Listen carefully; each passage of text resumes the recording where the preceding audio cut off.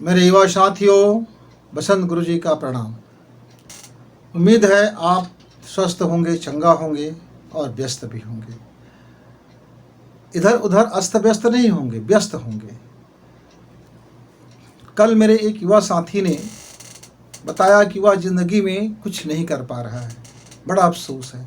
वह कुछ भी काम हाथ में लेता है, कुछ समय करता है, साल 2 साल के बाद वो फेलियर हो जाता है और फिर मैं नया काम लेता हूँ और फिर फेलियर हो जाता हूँ। पढ़ाई में भी मैंने 1 साल अच्छा किया, अगले साल फिसड्डी हो गया। फिर मैंने 1 कक्षा अच्छा किया, दूसरे 2 कक्षा फिसड्डी हो गए। इस तरह से मेरी पढ़ाई का लाइफ भी इसी तरह आगे पीछे अप डाउन होता रहा। कॉलेज में भी गया तो फर्स्ट ईयर रेस्ट ईयर हो गया, सेकेंड ईयर फाइनल ईयर हो गया और फाइनल में ले दे करके LD के पास हो गया, ले दे के पास। अच्छा, अब कारोबार भी शुरू करता हूँ तो कारोबार में भी मज़ा नहीं आता। कभी ये करता हूँ, कभी वो करता हूँ। मैंने 2-3 कारोबार हाथ में आजमाया और अब कर्ज में डूब गया। अच्छा, तो काबिलियत नहीं है कि काम करने का शऊर नहीं है या तरीका नहीं है, क्या नहीं है? आपने कभी वाच किया कि आपके भीतर में क्या चीज़ नहीं है?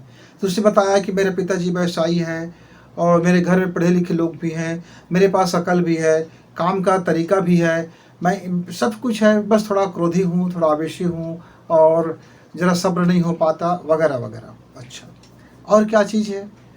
तो सारे उसने अपने क्वालिटी बताया। उन्होंने ये भी बताया कि कितने ट्रेनिंग सेंटर में काम किया, कौन कौन से ट्रेनिंग लिए और व्यापार का ट्रेनिंग लिया, पढ़ाई का एजुकेशन किया, कोचिंग में किया, पेपर में बैठाया, लेकिन गया, कुछ नंबर से चला गया, 2 बार 3 बार, 1 बार PSC किया, 2 बार किया, फिर अंत में मैंने बिजनेस में हाथ में शुरू किया और मैं पैसा भी दे रखा हूँ, मेरा नौकरी लग जाएगा कहते कहते आज 5 साल हो गया।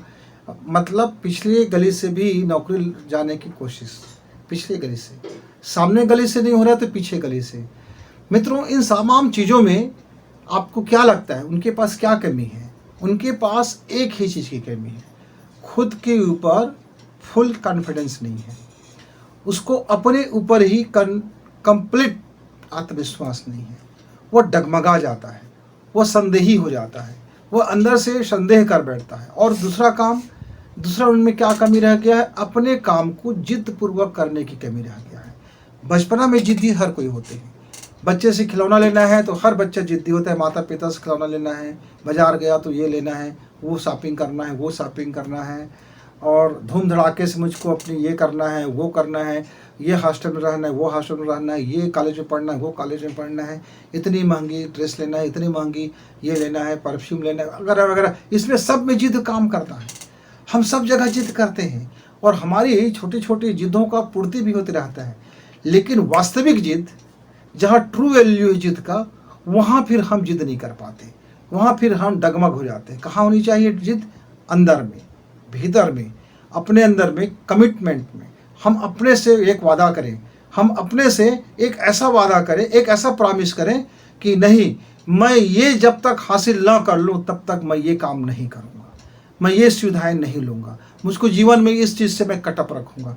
एक ज़माने में क्या हुआ करते थे, हमारे बड़े बुजुर्ग पंडित पुरोहित लोग, जब हम कहीं जाते थे, बड़े आश्रम में जाते थे, तो कोई गुरु हमसे कहता था कि देखो, आज से आप एक व्रत ले लो कि आप एक चीज़ छोड़ दो। अच्छा, तो किसी ने भट्टा छोड़ दिया, किसी ने मूली छोड़ दिया, किसी ने चाय छोड़ दिया, किसी ने कॉफ़ी छोड़ दिया, किसी ने दारू छोड़ दिया, किसी ने चरस छोड़ दिया, किसी ने अफीम छोड़ दिया वगैरह वगैरह।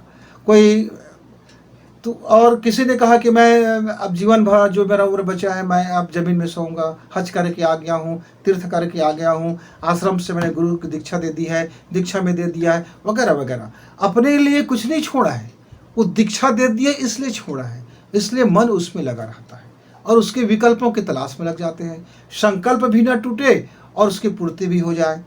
अब चाय छोड़ दिया तो कॉफ़ी में उतर गए, कॉफ़ी छोड़ दिया तो चाय में उतर गए, चरस छोड़ दिया तो दारू में उतर गए, दारू छोड़ दिया तो गुटखा खाने लगे, अब गुटखा में छोड़ दिया तो खैनी खाने लगे, खैनी छोड़ दिया तो सुपारी खाने लगे। मतलब खाना नहीं छूटा है, नशा नहीं छूटा है, वो पदार्थ छूट गया और मन तो लगा है।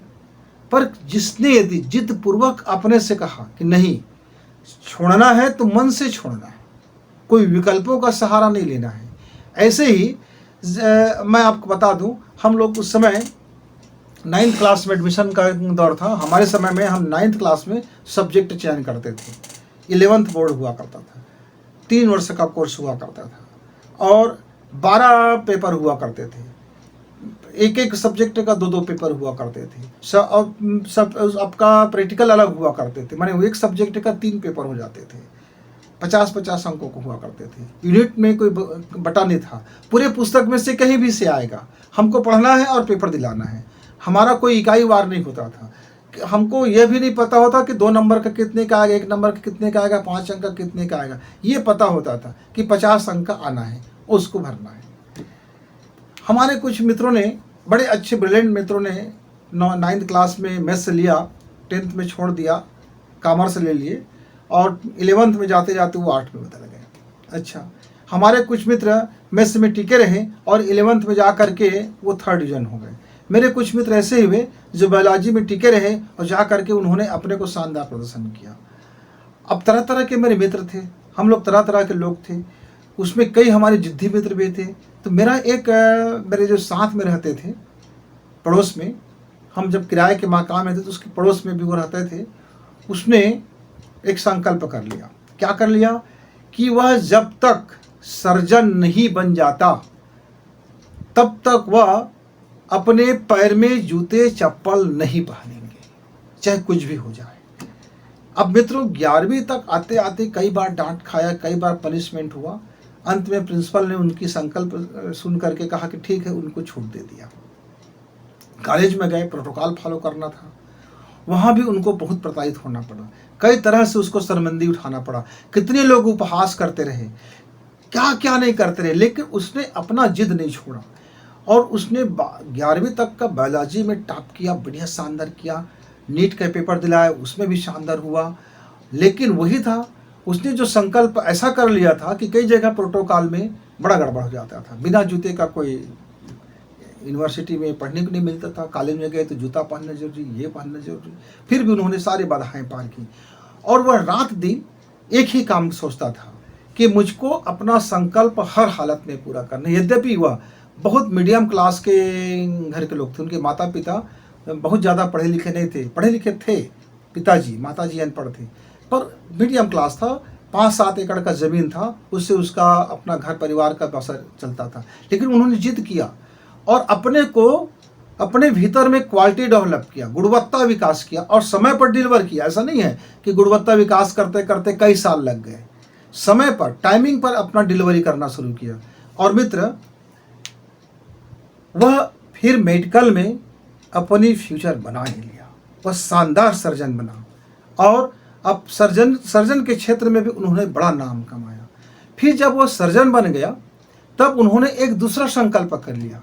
उसने कर लिया कि मैं तब तक अपना खुद का कार नहीं खरीदूंगा जब तक मैं 90% मेरा मरीज सफलतापूर्वक मैं सर्जरी का काम ना कर लूँ, सही काम ना कर लूँ, ऑपरेशन का काम ना। साल भर में मैं मेरा यदि कोई एक मरीज भी हताहत होता है तो मैं अपने लाइफ में कार नहीं चलूँगा। मित्र, उसने अपने जीवन का सर्वाधिक बेस्ट देना शुरू किया और प्रख्यात मेडिकल में वह सर्जन फिर बन गए। क्यों? उन्होंने अपने गुणवत्ता पर जीत किया, क्वालिटी पर जीत किया और समय पर डिलीवरी पर जीत किया। उसका जिद्दीपना इतना शानदार था कि उसने अब सफलताओं के कई मानक स्थापित किया मित्र। और वह आज दुनिया के जाने माने डॉक्टरों में उसकी गणना होती है। फिर आज भी वो उतनी मेहनती है, आज भी कुछ जिद कर लेता है, आज भी जब जिद कर लेता है तो उसे पूरा करता है। वह कहता है करना है तो करना है, सोचना क्या है। अब करना है तो करना है, फिर सोचना क्या है। फिर वो जिंदगी दांव में लगा देता है। ये करना है तो करना है, उसका मूल मंत्र है, करना है तो करना है। यह जो करने की जिद है वह अपने क्वालिटी से कभी समझौता नहीं किया और कभी समय को लेट नहीं किया। मतलब कोई काम पेंडिंग नहीं किया, समय से पहले डिलीवरी देने की उनका आदत। मैं उनके इस मूल मंत्र से बड़े प्रभावित। पर मैं अपने को उस कैटेगरी में लाने के लिए मैंने जिद नहीं किया। इसलिए मैं उतना शानदार उसके जितना सफल व्यक्ति नहीं बना, उसके जितना गुणवत्ता वाला व्यक्ति नहीं बना, उसके जितना मैं क्वालिटी डेवलप नहीं कर पाया, उसके जितना मैं धन इकट्ठा नहीं कर पाया, उसके जितना मैं अपना अन्य चीज़ों में इकट्ठा नहीं कर पाया। लेकिन मेरा जो जिद था वो दूसरे एरिया में था। मेरा जिद इस भौतिक संसार के लिए नहीं था, मेरा जिद था अपने इनर हीलिंग में, इनर यात्रा में। और मैंने भी अपने लाइफ को उस एक जिद के में अपने को ढाला और मैंने भी अपनी उस क्वालिटी को मेंटेन किया। तो मित्रों, आप भी अपना क्षेत्र चयन कीजिए। चुनना आपका अधिकार है, लेकिन वही क्षेत्र चयन कीजिए जिसमें आपको लगता है कि आप अपना 100% दे सकते हो। इसमें दुनिया में क्या बेनिफिट मिलता है इसको देख करके नहीं, पड़ोसी ने क्या कहता है उसको देख करके नहीं, माता पिता हम क्या बोलते हैं कि क्या उसको देख करके नहीं, पति क्या बोलता है उसको देख करके नहीं, पत्नी क्या बोलते हैं उसको देख करके नहीं, बच्चे क्या बोलते हैं उसको देख करके नहीं। करना आपको है, डिलीवरी आपको देना है। तो आप अपना रुचि देखो, आप अपना 100% ही देखो। और आप यदि जिद कर लो, एक संकल्प कर लो, करना है तो करना है। यदि आप इस मूल मंत्र को लेकर चलते हो तब फिर आप हद पार करने वाले, परिश्रम करने वाले व्यक्ति बनोगे। तब आपके लिए सोना जागना, खाना पीना, सुविधा, ऐशो आराम सब दोयम दर्जे का हो जाएगा। वो आपके लिए फिर मायने नहीं रखेगा कि आपकी ज़िंदगी में कितनी सुविधाएं हैं, कितने लोग आपके साथ हैं, कितने आपके पास मनी है, क्या आपको कोई सहयोग मिल रहा है, किस परिस्थिति में आप हैं। आप सारे परिस्थितियों को विजय प्राप्त करते हुए अपने मंजिल को प्राप्त कर ही लोगे, क्योंकि आपके भीतर में एक आग है। करना है तो करना है। यदि ये आग आपके भीतर में है तब फिर आपका दुनिया का कोई बाधा ऐसा नहीं है जो आपको रोक सके आपके अपने मंजिल को पाने में। लेकिन मेरे युवा मित्र जो मेरे पास आए थे, उसके अंदर में सबसे बड़ी जो कमी था वो यही था कि जिद नहीं था। जिद था कि मुझको फलाने जींस लेना है, जिद था कि मुझको एक शानदार लड़की से शादी करना है, जिद था कि मुझको 5 स्टार होटल में खाना खाना है, जिद था कि मेरे पास एक अच्छा शानदार वाला बुलेट वाला बाइक होनी चाहिए। सारे जिद उसके पिताजी पूरा करते रहे। खुद से उसने कभी प्रॉमिस नहीं किया कि मेरा ये जिद है कि मैं ये दूंगा, मैं ये करूंगा, मैं ये सफल बनूंगा। इसीलिए वो हाथ काम पर काम करते रहे और लूजर होते रहे, फेलियर होते रहे। मित्र, आप युवा हो, कितना भी क्वालिटी क्यों ना हो आपके अंदर, कितना भी हुनर क्यों ना हो आपके अंदर, कितनी भी गुणवत्ता क्यों ना हो आपके अंदर, कितने भी शानदार आप लैंग्वेज क्यों ना जानते हो, कितनी बेहतरीन बोलने की कला आप जानते हो, कितनी बेहतरीन निर्णय लेने की आप में क्षमता हो, कितनी बेहतरीन आप में हो, लेकिन अपने लक्ष्य को पाने का यदि जुनून नहीं है, करना है तो करना है कि आग से आप नहीं जल रहे हैं, आप जागे हुए होश से सपने देख रहे हैं, आप अपने को जिद नहीं कर रहे हैं, तब फिर आपकी सफलता में संदिग्ध है। मिलेगा, छोटा मोटा मिलेगा, फिर आप समय पर अपनी सफलता को डिलीवरी नहीं कर पाएंगे, फिर समय पर आप अपनी सफलता को बेस्ट नहीं कर पाएंगे, फिर समय पर आप अपने को प्रामाणिक नहीं कर पाएंगे, फिर समय पर आप अपने को विश्वसनीयता नहीं बना पाएंगे।